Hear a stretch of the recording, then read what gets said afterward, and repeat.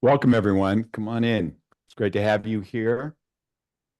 Give us just a few minutes to maybe we'll actually start. If you don't mind, we'll just go ahead and turn on your camera so we can kind of see everyone present and accounted for. David,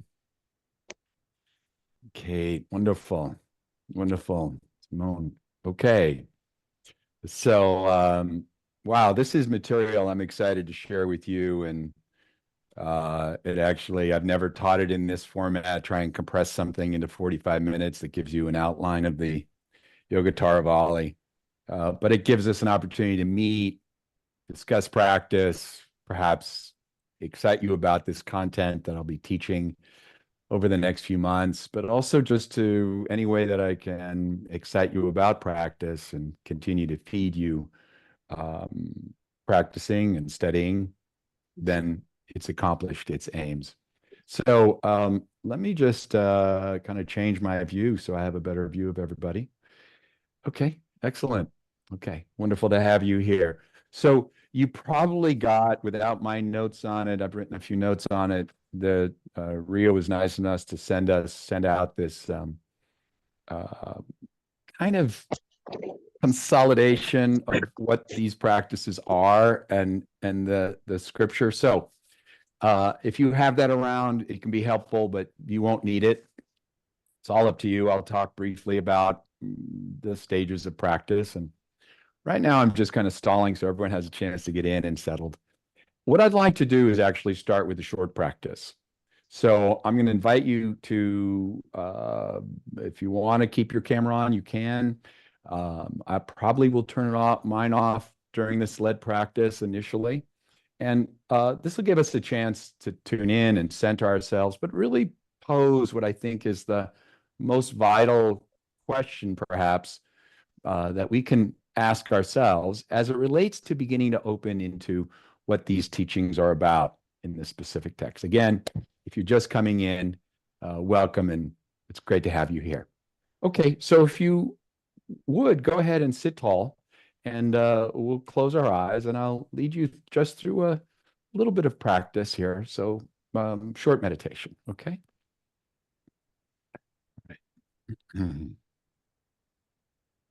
Jackie, oh, wonderful. I missed you. Okay. So go ahead and sit upright, please. Close your eyes. If you are sitting in a chair, which it looks like most of you are, see if you can have your feet flat on the floor, about hip distance apart, your spine tall. Just to begin, let's close our eyes and begin just with the simple intention to establish a sense of home in your own body. Many of you know that the word for soul in the yoga tradition is Purusha. And Purusha has a few different meanings. One of them is the real or mighty person. And another, the etymology of it is Puru, meaning city or dwelling, vehicle, vessel, and Sha, meaning that which rests. So now you just simply create this opportunity to experience yourself as a Purusha, the one at rest in the vessel of the body.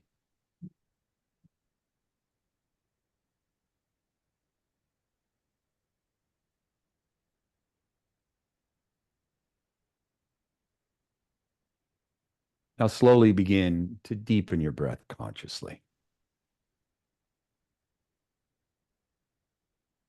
Think of this as the midpoint between meditation and pranayama.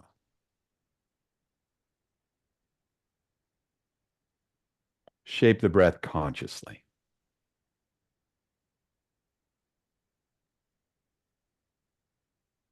But with the intention that it makes or guides you more completely into this moment.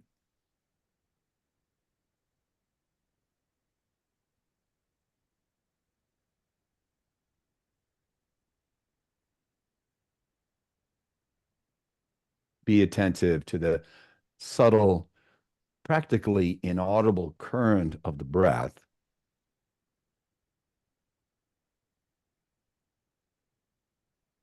at the nasopharynx. So that's between your sinuses and throat.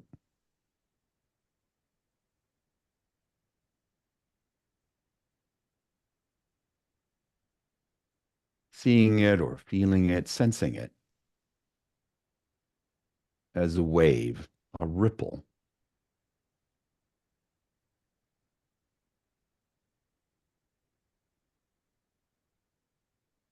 It is the pulsation of now,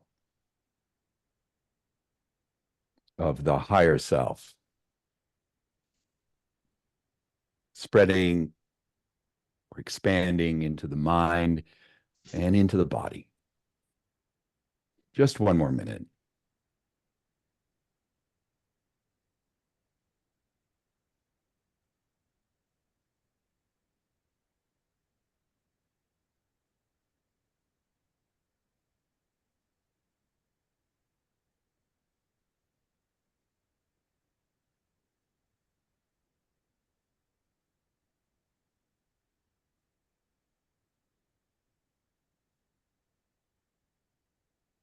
Within a few rounds of consciously shaping the breath, you have this experience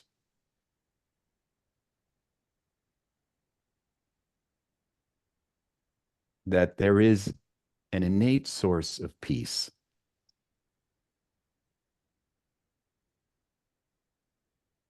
clarity.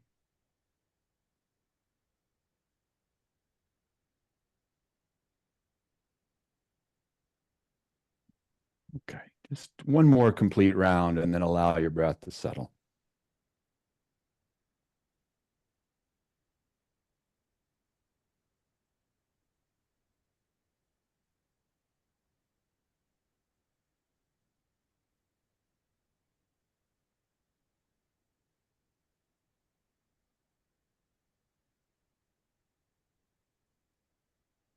Then I'm going to ask you to rest the body and the mind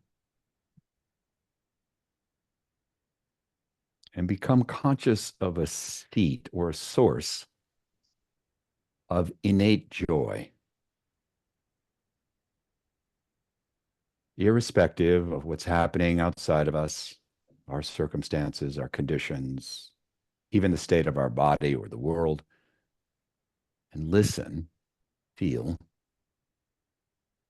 into that source of innate joy.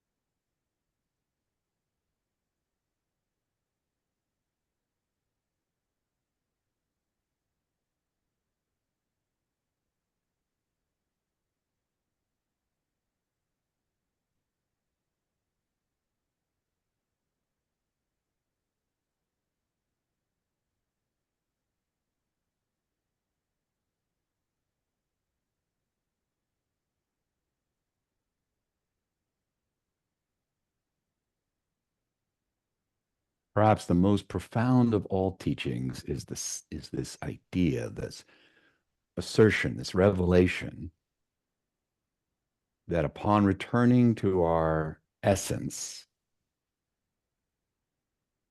we abide in a ceaseless pool of wisdom and compassion.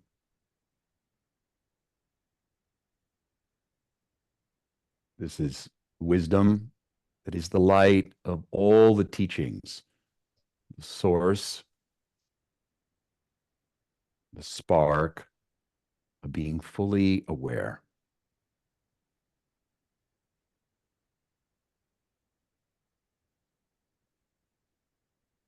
and at the same time, compassionate.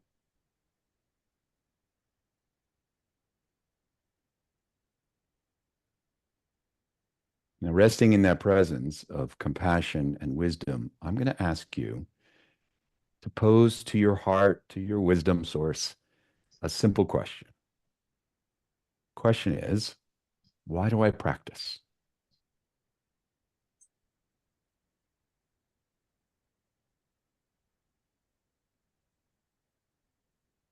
Listen and look past whatever intellectually you might be tempted to come up with, and instead listen deeply to what the heart, the inner teacher, has to say.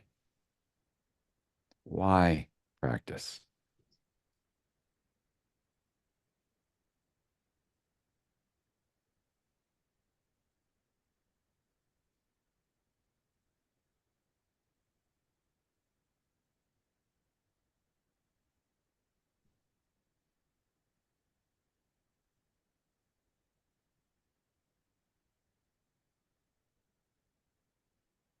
And then please come back to your breath. If you're inspired, you can consciously start to deepen the breath or simply be aware of the body breathing. As you are aware of your body, become more aware of your physical dimension or sphere, you'll notice the breath will deepen spontaneously. Okay, and then when you're done, go ahead and slowly begin to open your eyes. And I wonder if you would be willing to just share uh, kind of a one-word synthesis of what you heard. And if you could put that, and if you feel like you're a fast typer and you want to put in more than one word, you can do that. But one word into the chat about why you practice. Okay, so that would be a wonderful place. We can share kind of a sense of community about that. And meantime, I will start to talk and discuss this text. So, funny enough, I've left the text on my bookshelf. So, what I'm going to talk about, Dharma, source, to return to self. Beautiful. This is so helpful. Presence, self-knowledge, guidance, stability, spirit. Wow, fantastic. It's powerful. Okay. Only way to be. Love that. Okay. So the context for this conversation we're going to have today, again, is a text that um, is quite profound. It's quite meaningful, particularly if you've had some experience in Pari Yoga or Tantra Yoga alchemy.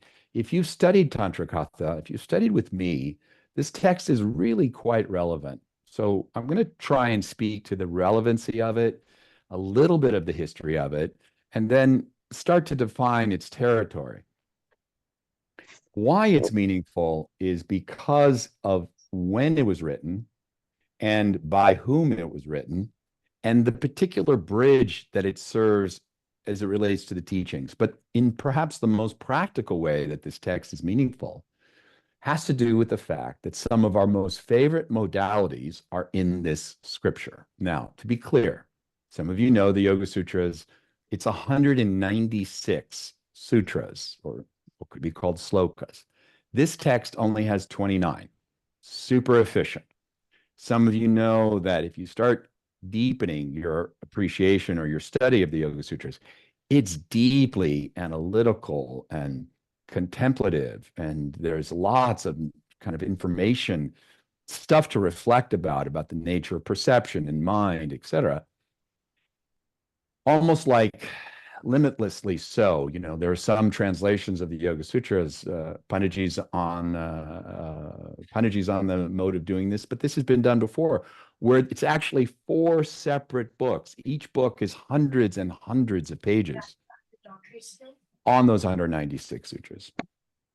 But the point I want to make is that in this scripture, hold on, let's just see if I can just find a simple way to mute everybody. So I think there'll be less distraction. Where's that little button here? Help. Oh, there it is. Okay, that should be it. There we are. So what's compelling about these 29 is they are highlighting techniques that are super familiar. Yoga Nidra, by the way, Bandha, Mudra, Pranayama, classic tools of Tantric Hatha Yoga. Samadhi or meditation, Sahaja. There's all of these layers of meditation described in the text. Perhaps the one that's highlighted the most is specifically meditation on the breath, but specific ways that we meditate on the breath that elevate the teachings. You can kind of see, I've outlined it in the brief handout that you got, even the term. So you see there's bandhas and Raja Yoga that has a specific context. So what's so compelling about this particular scripture is that it weaves together these, what we can describe as the jewels, the real gems of the Tantric Hatha Yoga. And it gives us a map to these various techniques and how they all relate together. So there's this profound sense of consolidating our understanding of these highlights of practice. The term Taravali, so Yoga Taravali is the scripture that we're looking at today. Taravali, Tara means stars, Vali means clusters. So it speaks to the clusters of stars, and this is a metaphor for saying the clusters of gems or the lights of yoga. So these techniques are kind of the highlights, the gems, the most aspirational aspects of what this great sage who writes this text is highlighting, pointing to.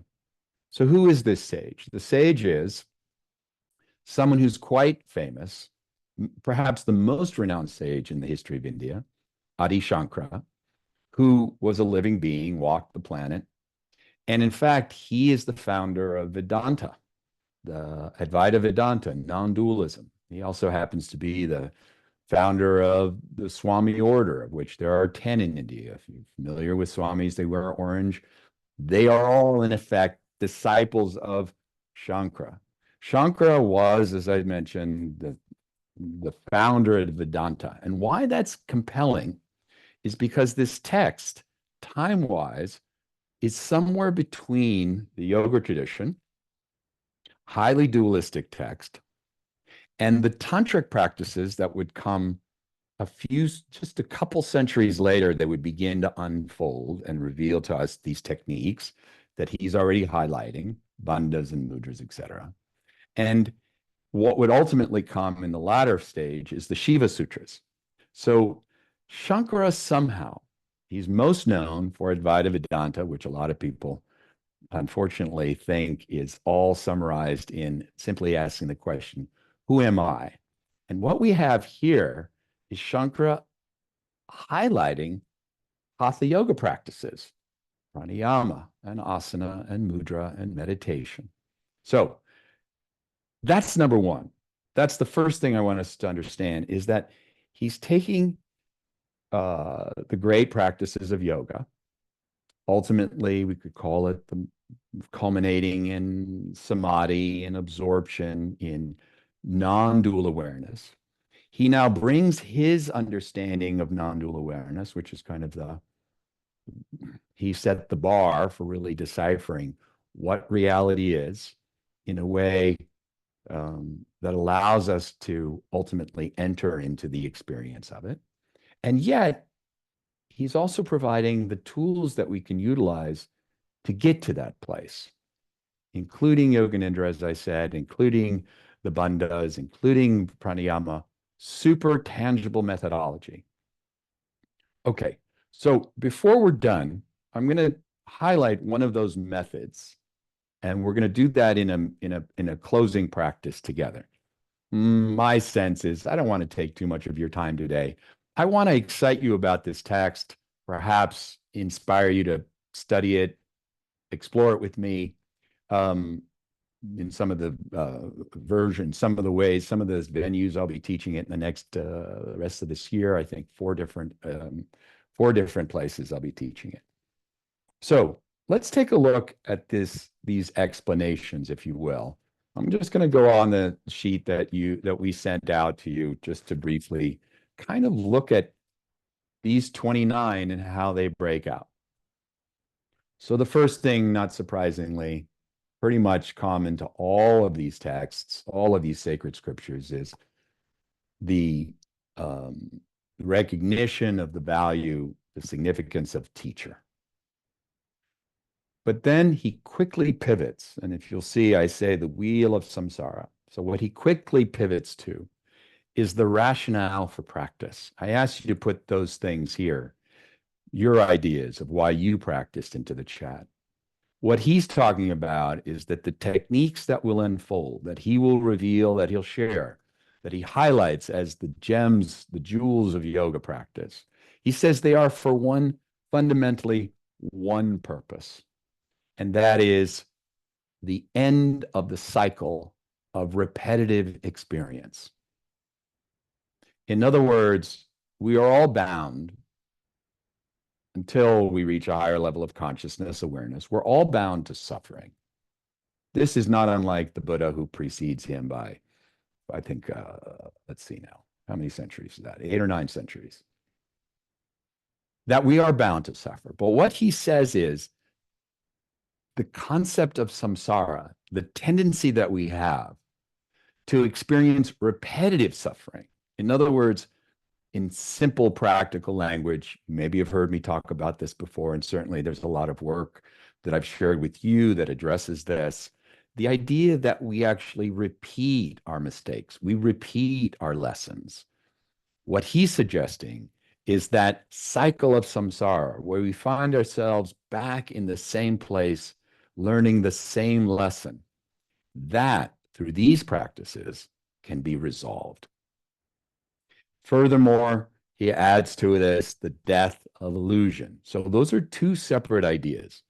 The intent of these practices is ultimately that we can free ourselves from samsara, the wheel of cycling again and again into the same life lesson, if you will.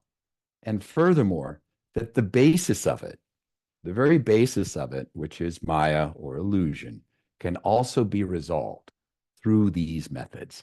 This is the gift of the teachings that are to come. Okay. He then jumps very much toward the end of the text. And by the way, again, when we meet, it's not really applicable within the context of an hour to do all of these methodologies. But when I teach them over the course of a weekend, or even longer, a couple of years ago, I taught over the course of 5 days when I was in Germany. All of these give rise not to just specific techniques, but how we sequence, how we lead into this experience he's describing. He highlights in the next 3 sutras, and by the way, there's almost throughout the text a grouping of 3 sutras on a specific methodology. So now he's speaking about this method of nada, anusandana, which refers to the practice. Sandana is referring to practice, methodology, technique. Nada. What he's addressing now, nada is, many of you know, inaudible sound. It is the sound of being. Fortunately, over the last 50, 70 years, quantum physicists have kind of helped bring kind of empirical understanding to what these ancient traditions were saying. And one of the things that we've definitely learned is that although it doesn't seem like it, that everything is inherently vibration.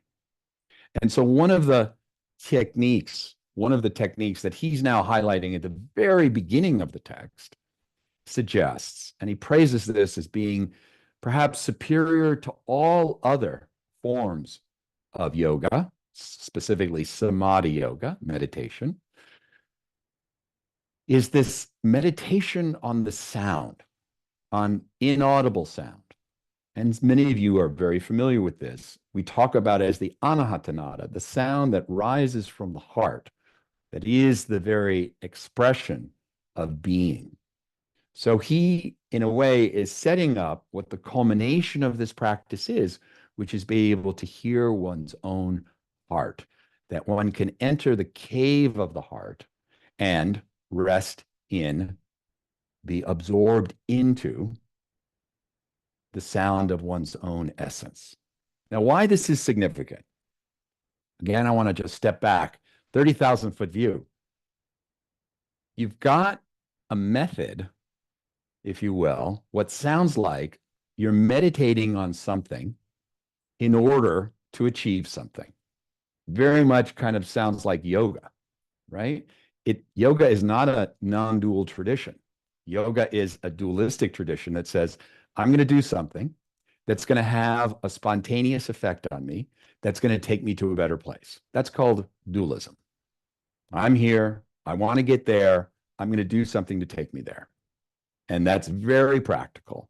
The Buddha stood in the same idea, that his central teaching of self-effort, self-reliance, that you're here and you can get to a place that's freedom from suffering. So, but why this is tricky, why this is maybe not what it first appears, is the idea that the nada, this is going to sound a little, maybe a little esoteric. Nada sounds like an object. I'm going to meditate on the sound in my heart. That's an object. At least it sounds that way. But in sense, what it really refers to is becoming absorbed in the subject. In other words, the nada is the essence of who you are. You're not meditating on the nada, you're absorbed in it. And so what it speaks to is non-dual meditation. Ultimately, you are sound. Sound is not an object. You are the sound of your own being. It is your own essence. So this is why he suggests this, of all the forms of meditation one can do, this is superior to all of them. Okay, so that's where the bar has been set to.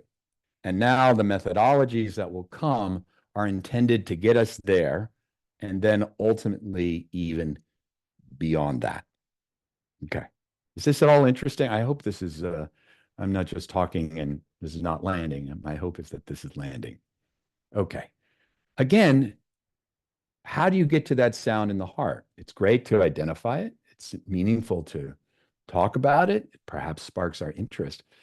But one of the things that we'll want to do is to know how to listen, how to commune with it, how to become so absorbed in it that it's no longer an object, but we're experiencing it as our own essence.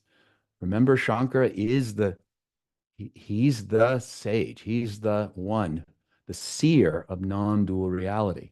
So he's walking a very fine line. And that's what I think is so perhaps meaningful about the text.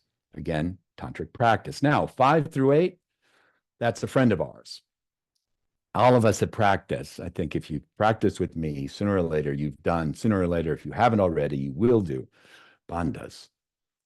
Yesterday, I was having a conversation with someone in Europe, and they asked me some simple questions about, what do I teach? And I only had about 45 minutes to try and describe it, but I said, okay, so here's some of the stuff.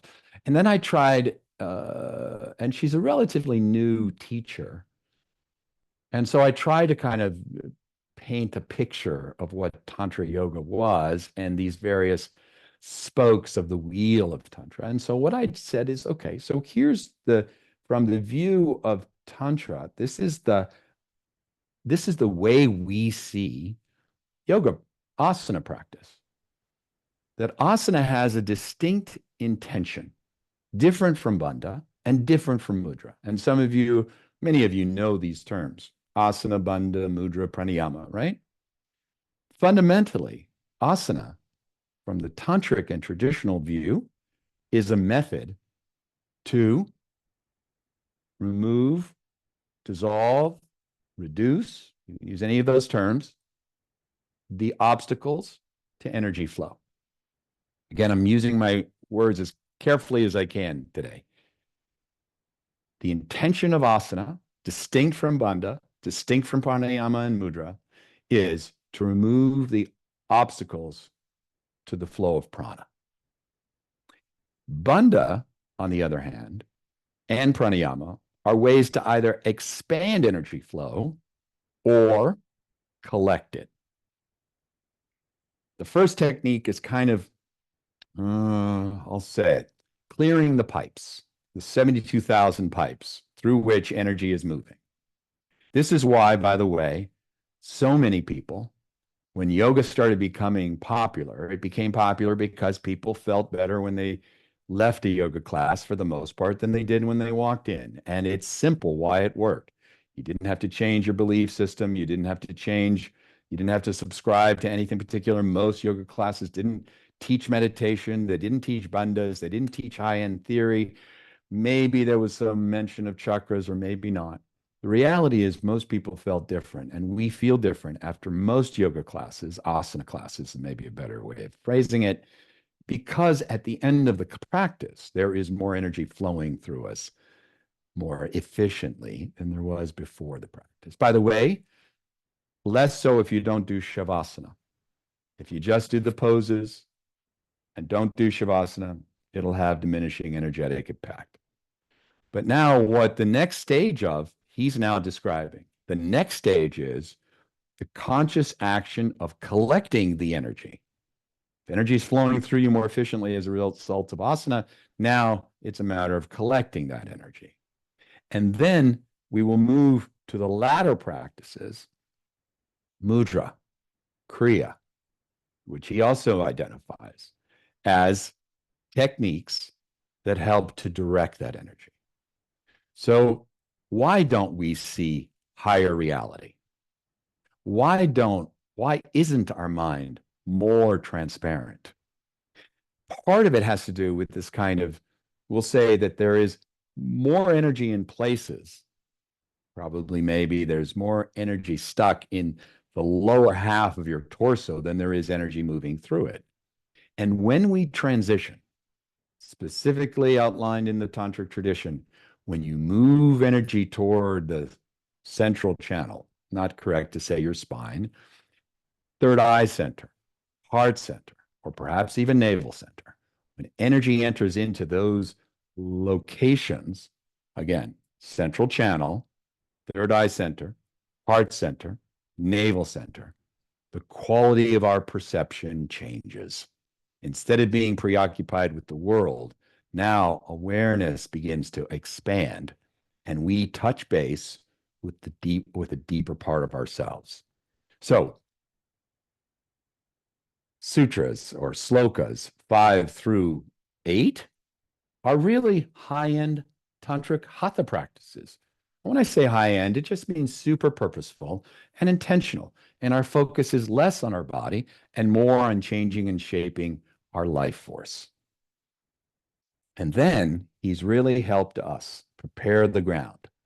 Now, when energy has been established in the heart center, for example, or the third eye center, or the central channel, now something very profound happens. 9 through 13. And if you're, again, I tried to break this text down as systematically as I could for the purpose of this short conversation. Now what happens is when prana has been anchored in one of these, we call them sacred locations, some very profound things occur. And that's what lights up. He actually gives 4 sutras to this methodology.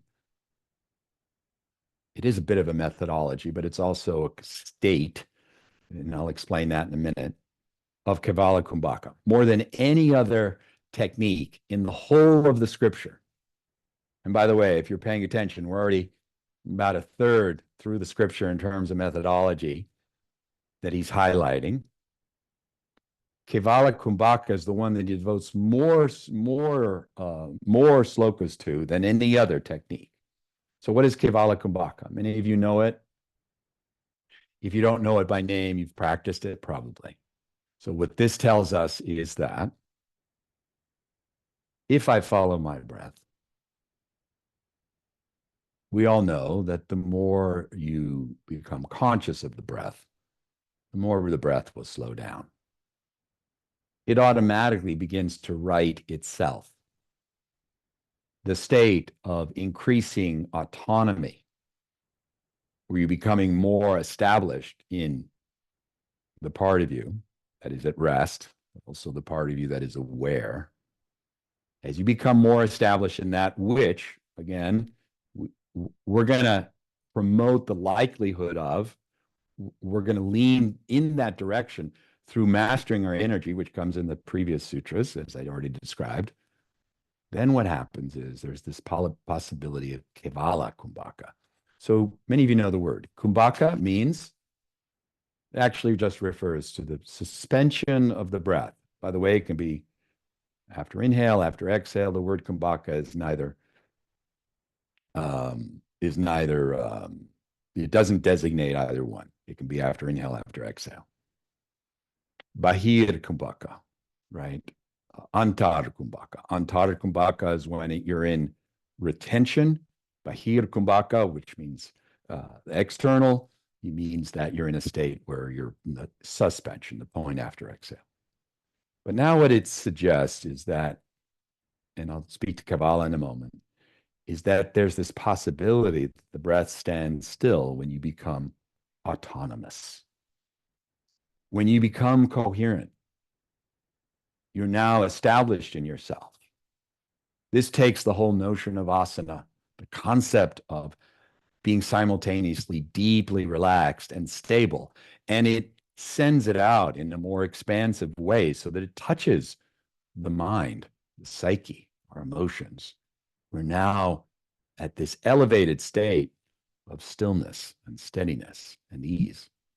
And then this profound this profound moment happens, where as a result of that elevated autonomy, that elevated state of coherence, unification, that your breath stands still. But it does so spontaneously, and it does so with no effort on your part. Now, the word Kevala is deeply meaningful. How am I doing time-wise here? Yeah. The word Kevala is so meaningful.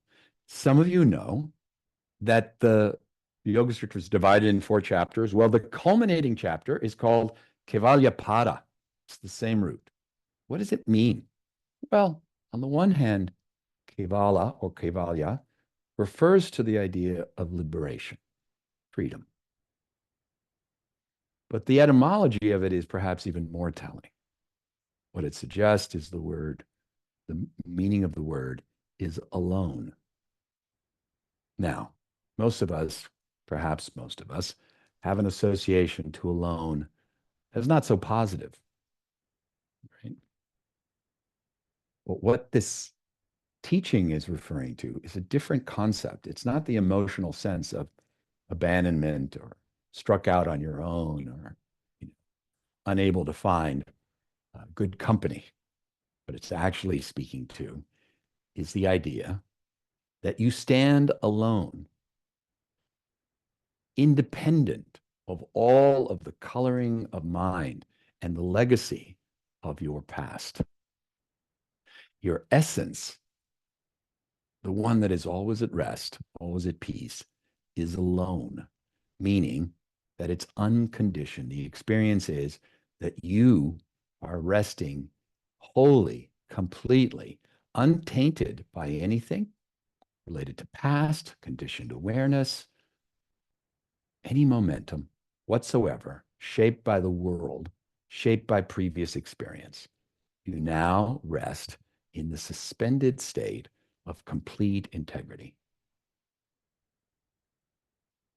So that's as good as any as the point. What I think we will do today is we'll lean into this particular practice. Now, again, I said it's both a practice and a state. The state is the outcome I described.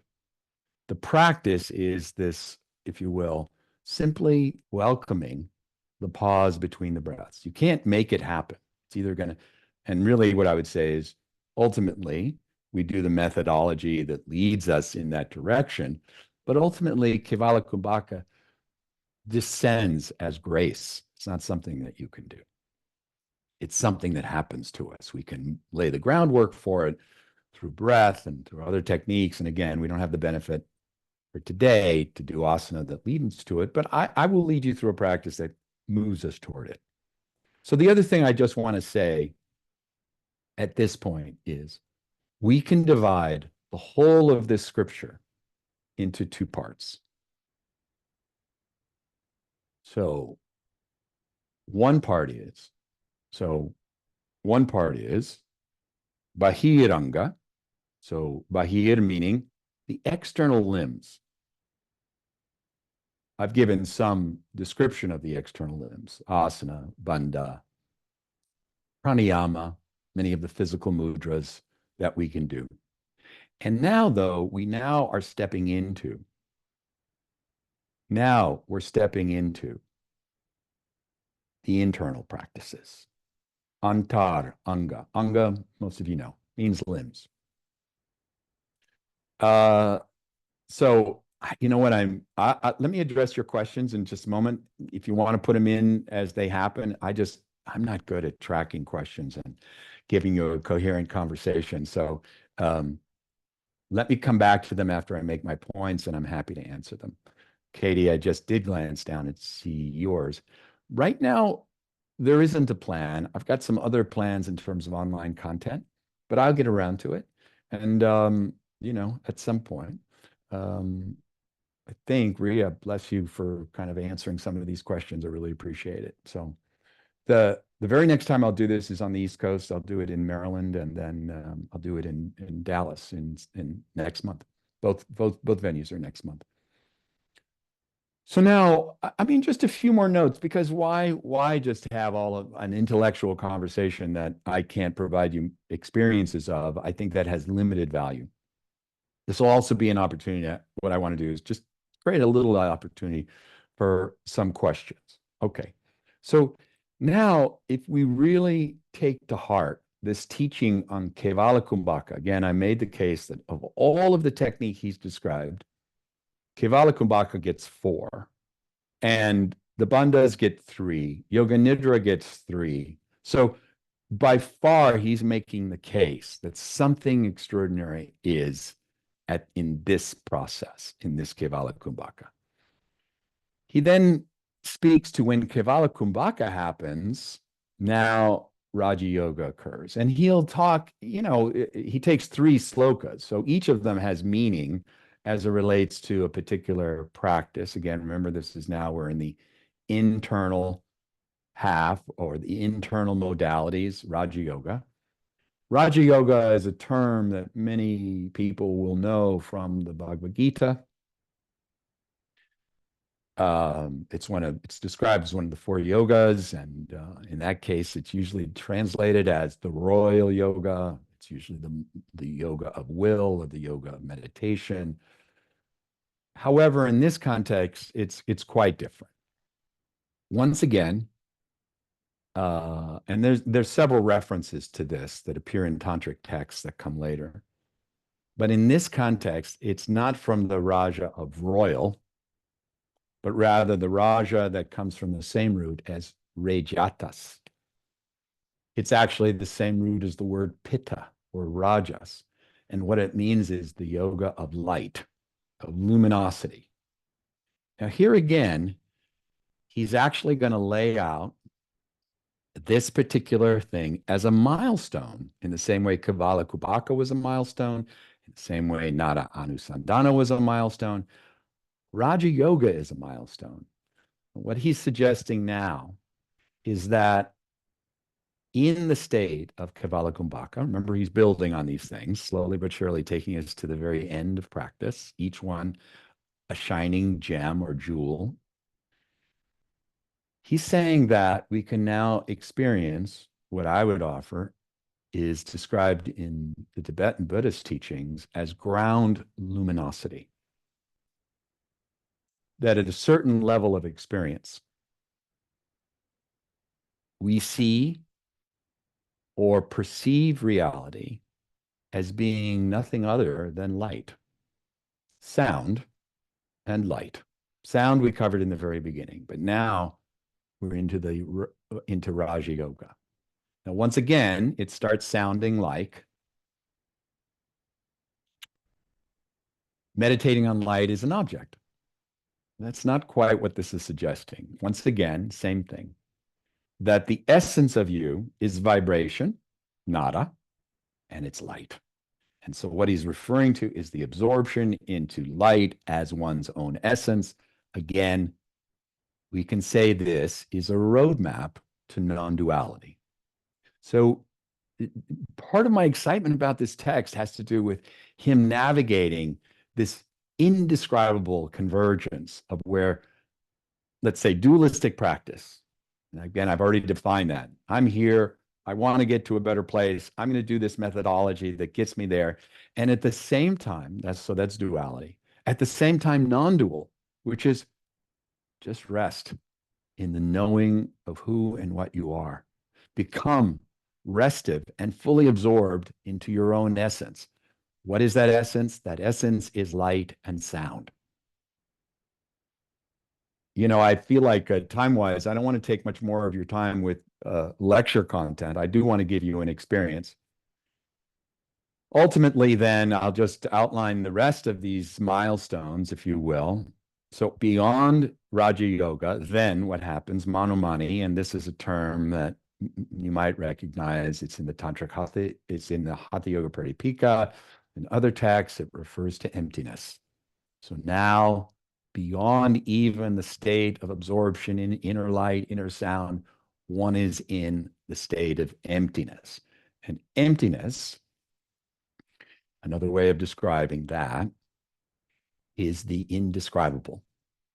I would rather you not think of emptiness as an absence. I would rather you consider emptiness is a way of suggesting that what lies beyond Raja Yoga from this point on is no longer describable.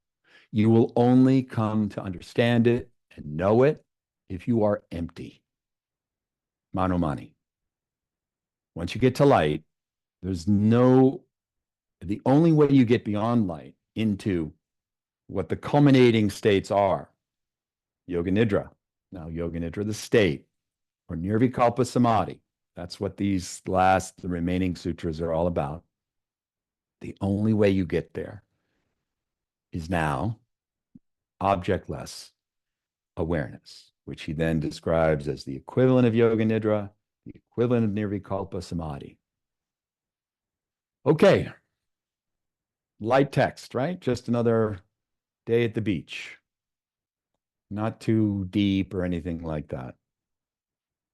Again, part of the reason I love this text is because it acknowledges these other methods, these methods that we rely on to change our states, to regulate, the most basic elements of our nervous system, and then to generate our connection to vital force. These techniques that we rely on as yogis, as practitioners, yogis and yoginis. And at the same time, there is an underlying appreciation for understanding the significance of no longer seeking, of no longer trying to leverage a methodology to get to some place. This sets up this whole endless stream of longing, of separating ourselves from who and what we are to what we want. We then set up a hierarchy of our own perceived diminishment or inadequacy, and there's this other place where potentially I can go, where I will be more fully myself, where I can be most fully myself. And so this kind of separation between me and the outcome I'm seeking, the question of why do I practice? Part of the healing of that is to truly come into the experience that you're not separate from what it is you wish to achieve.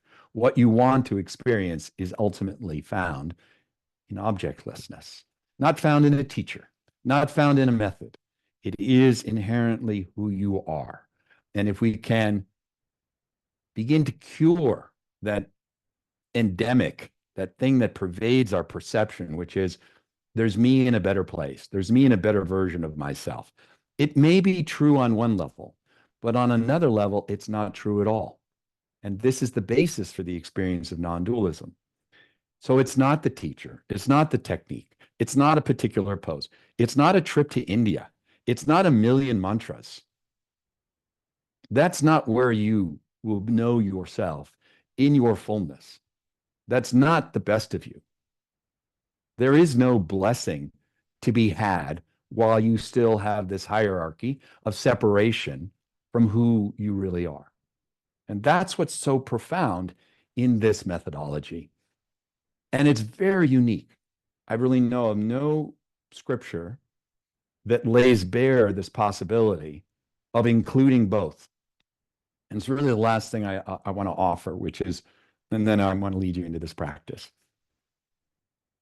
On the one hand, the dualist cannot relate to the idea of non-dualism. And by the way, our minds are naturally geared toward dualism. We're having a conversation. I'm already talking about non-dualism, and I'm using speech that generates a dualistic appreciation for non-dualism, and our brain is processing it as a thing of, oh, non-dualism, that's a better place. So we can see that the non-dual mind cannot actually include non-dualism in its perception. However, the non-dual mind, emptiness, etc., Raja Yoga, Kevala, Kumbhaka, naturally includes dualism. Dualism is embraced. It's by its nature, non-dualism is inclusive of the totality, understanding, relating to, basking in the experience of what is boundless, what is inherently exists without a polarity. Thus, everything, dual and non-dual, become part of, subsumed into this whole vision of truth. Okay, so I've gone off. This is what happens when I am sitting here in my little office space and I don't have you in front of me to see, are they bored? Are they interested? Is someone really on the verge of having a question? But, you know, this is what happens when you spend a lot of time here in my office with these scriptures. Okay, so are there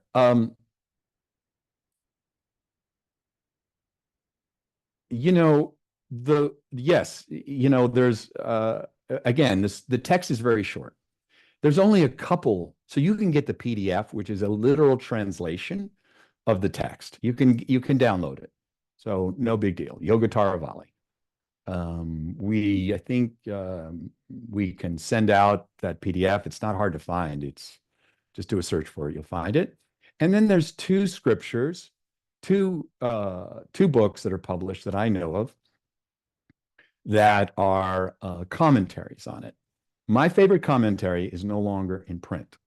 And I don't know why it's not in print, but it's not in print. And I'm afraid they don't have a PDF online for it. So that was the great Krishnamacharya.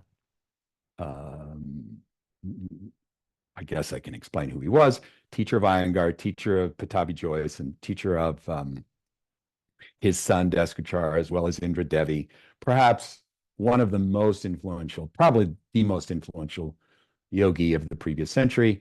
He does a commentary on it, or well, his son does, writes the commentary that he received from his father. That unfortunately is no longer in print. As a result, you can see copies of it on Amazon for $500. I wouldn't do that. I wouldn't buy it for $500. But there's a viable. You'll see that there's a yogi who's translated it and made commentary on it, and it's actually pretty good. But still, even then, you need to experience it to really understand it. Okay. Are there any questions? Let me just scroll back and just see if there's anything I can answer you quickly. Thank you, Ria. Online. So that's Maryland. No, I don't think any of them. Ria can answer you about, are any of them going to be remote? I don't know. Maybe Dallas. I don't think Maryland. I don't think so. Although maybe, I don't know. I don't think so. Awesome. Yes, Ria. Thank you. Thank you. Okay. Any questions before we do this? We sign off with some methodology, and I want to lead you through a final meditation. And at least leave you with some impression of Kevala Kumbhaka. Okay?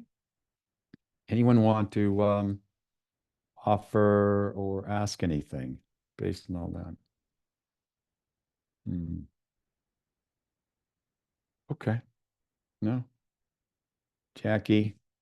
We need to have a conversation, Jackie. I miss you. Just miss you.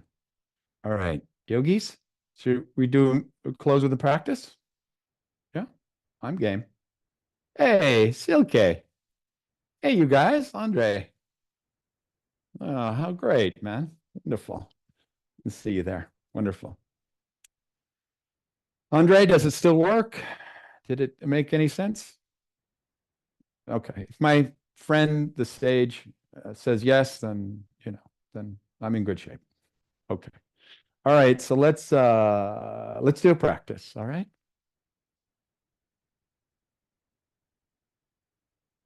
Okay. So um, please sit up tall.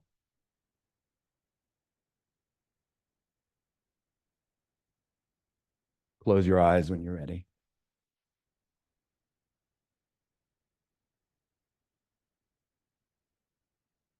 Take a moment to adjust your posture so it's comfortable.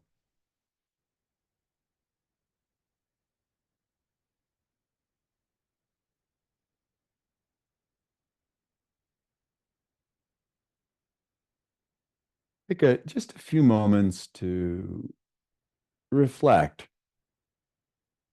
on the conversation, the discussion, the main points. What do you want to remember and take away?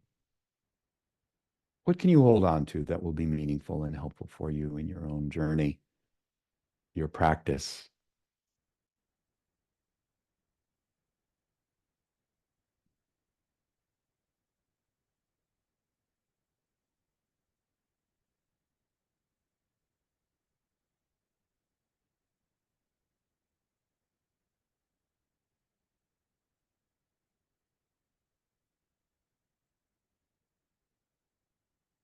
Now, just gently turn attention to the breath. And I'm going to ask you to gradually deepen it. Specifically, deepen the breath. So it is an expression of pranayama. You're deepening inhale and exhale. Inhale is becoming full. Exhale, complete.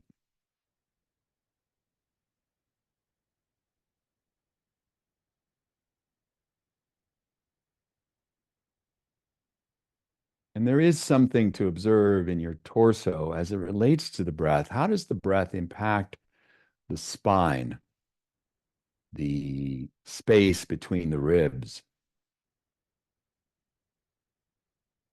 If you are sitting in a chair, I'll recommend that for this part of it that your back is not against the back of the chair because that inhibits the movement in the back of the lungs.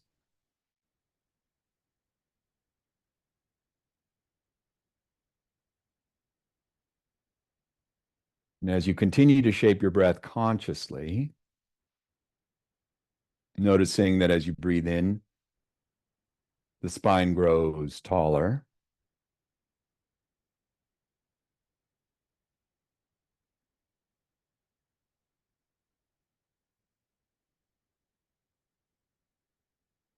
As you breathe out, point a few finger widths below your navel, draws back and slightly up.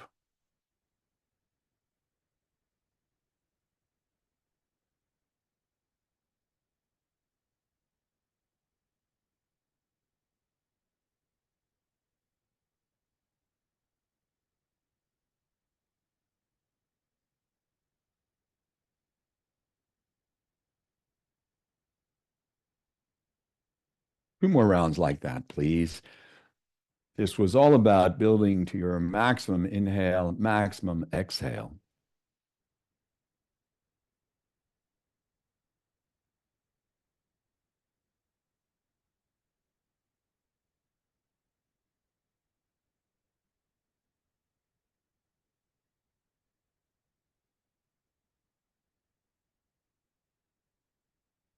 And now I'm going to ask you to extend the breath or create a modification to the breath, still full and complete, breaking the inhale into three parts, the exhale into three parts. Most of you know this is Viloma Pranayama. You inhale a third, noticing the chest expand first. Pause 2 or 3 seconds. Breathe in another third into the middle lungs. Pause 2, 3 seconds. And breathe in a final third to the lower lung. Pause 2, 3 seconds. Same will happen on exhale. Exhale a third and be mindful of the upper chest first emptying. Exhale a third into the middle lung and pause, resting the mind into that silence. And a final third emptying the lower lungs.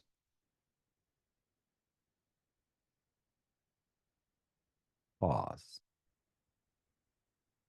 And let's continue like this for about 3 more minutes.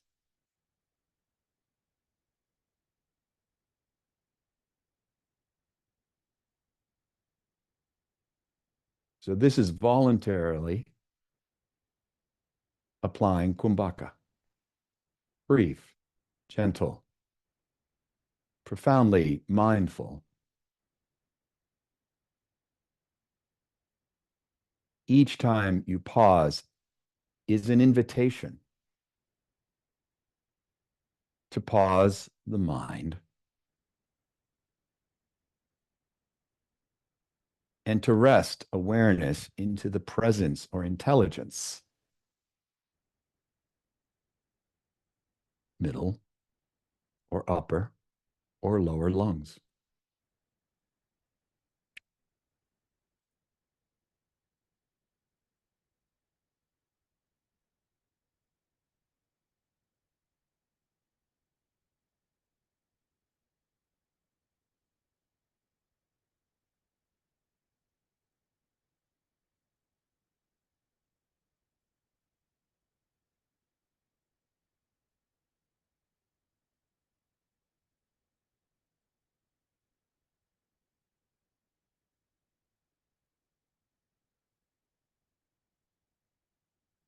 Please continue.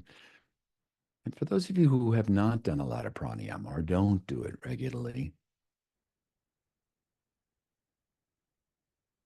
I like to just set this context by suggesting that what asana is for your body, pranayama is for the mind.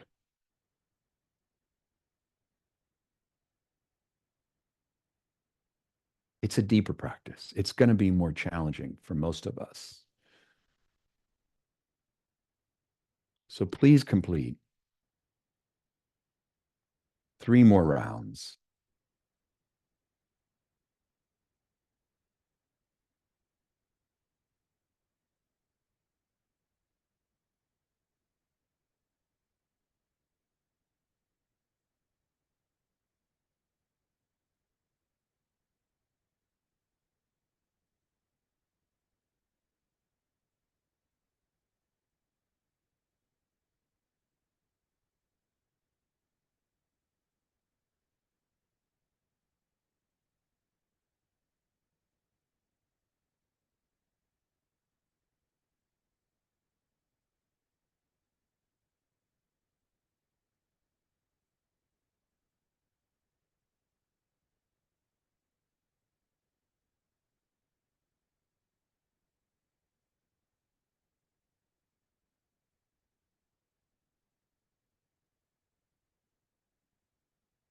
Who am I when I'm not thinking?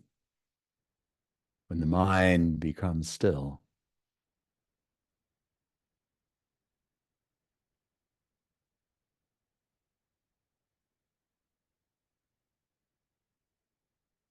You rest in self-essence, svarupa.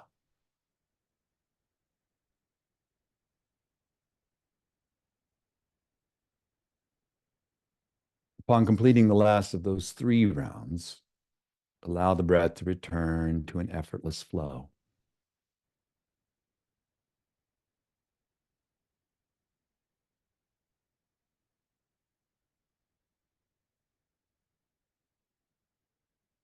And for about a minute or so, just resting in the effortless flow of the breath.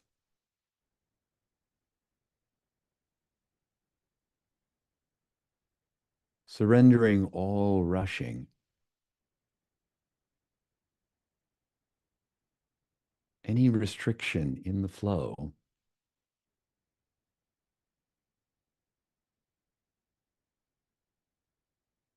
Let go of all effort, all holding.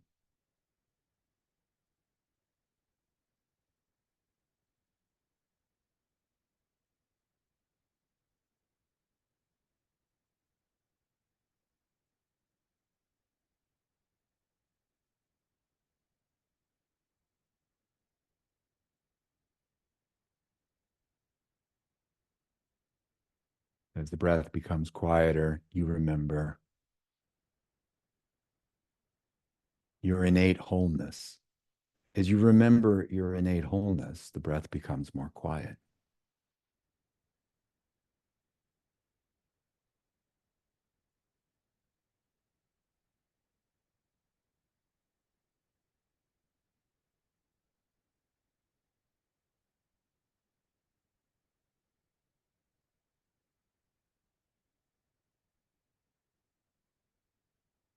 Now, please bring awareness to the heart.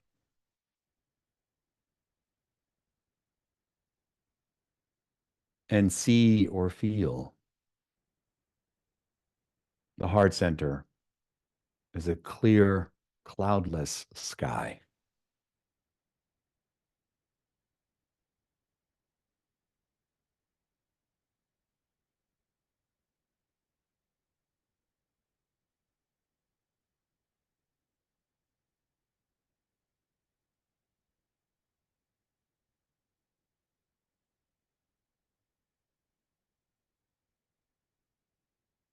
You feel it, you see it, you sense it. Boundlessness. Boundless, unconditioned awareness.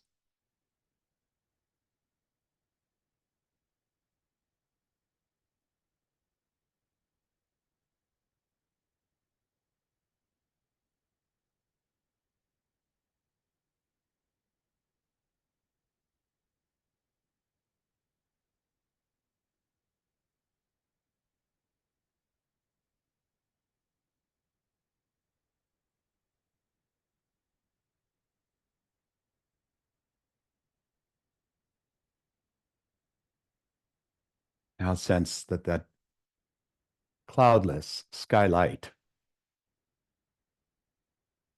is both in the heart as well as around you.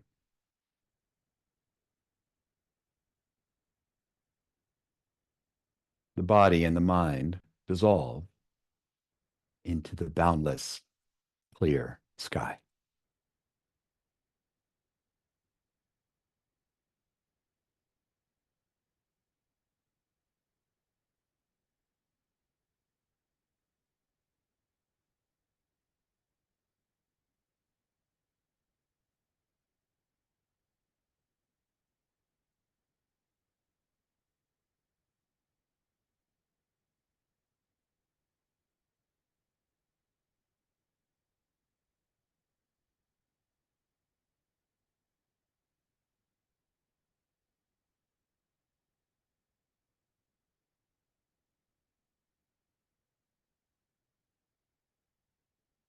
Continue to abide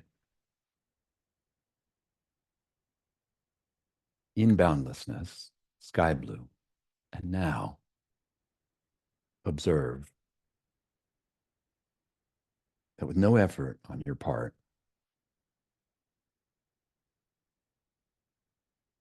the breath will pause. You'll experience a pause between the end of exhale and the beginning of inhale.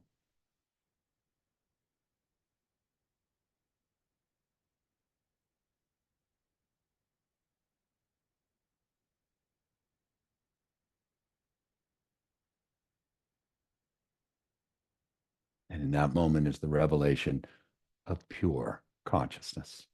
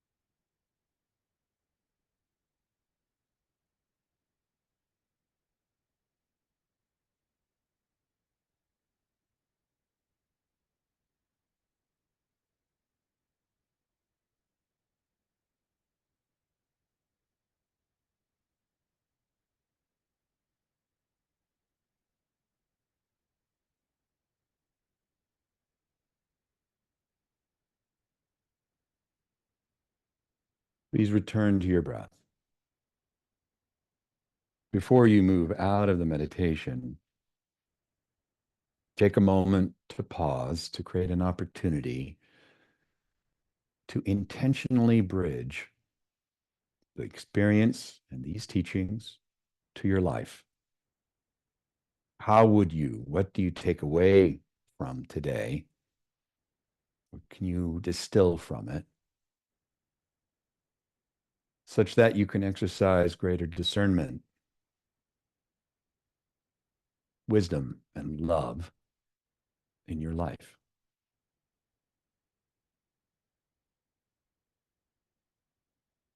How will you be a vehicle of Dharma?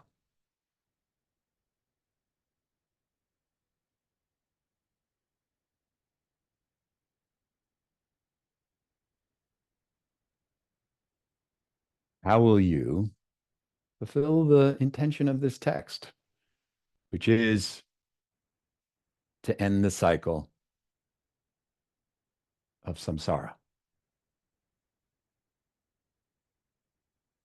the repetition, repetitive behavior, repetitive thinking? Then whenever you're ready, oh, you'll take your time and come back.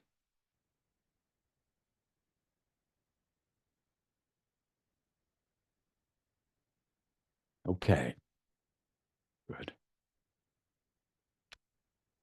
Well, I hope that inspires you, as I said. Again, part of it was to just share some of my excitement with this text and acknowledge that I'll be teaching it over the next few months in East Coast and down in Texas and things like that. And I also noticed that Maryland is evidently offering an online option. So keep practicing. Let's be in touch. I have some interesting things unfolding in the next months and stuff and work I've been doing. Continue to invest yourself in these teachings. Remember, there's no magic teacher, there's no magic mantra, there's no magic pilgrimage, there's no magic shrine. Everything you might be looking for is already available. You are what you're looking for. And so keep practicing, and I know that's the realization that you will come to. All right. So Ria says we'll send the recording out shortly, and lovely to have you aboard. Lovely to just even see you in this strange little format once again. And we'll see you in the stillness. We'll see you in that light. That's where we're all there. We'll all join in that. Okay. Hari Om, and thank you. And thank you, Ria. Thank you. Okay. You want to sign off with a few words? We'll probably take them in. It'll touch our heart. And remember that even if we're not in the same room, we are a community. Hari Om.